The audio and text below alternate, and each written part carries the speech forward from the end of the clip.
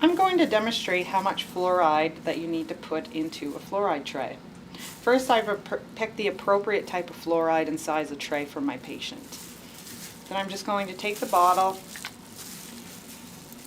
open it,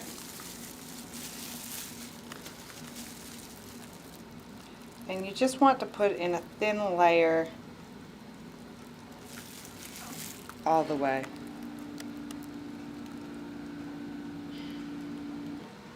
Today I'm going to demonstrate fluoride tray technique. The first thing I'm going to do is to put in the lower fluoride tray. The first thing I'm going to do is dry the teeth and retract. So I'm going to take my 2 fingers, dry with some air, hold in the retraction, and with our trays, the blue tray goes on the bottom. I'm going to place in. I'm going to hold this here, grab my saliva ejector. I'm going to put a little hook on it and have my patient hold it. Then I'm going to get my patient to tilt their head up, retract, dry,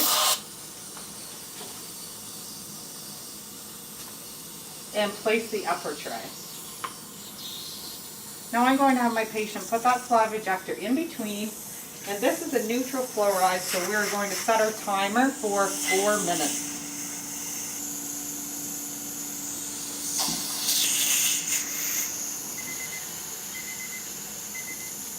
Now the timer has gone off, I'm going to remove the fluoride trays.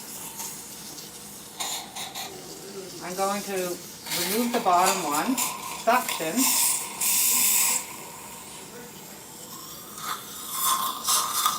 and then the lower. Making sure to get all the saliva out of the mouth. Then my patient can close. I will give my patient the appropriate post-operative instruction.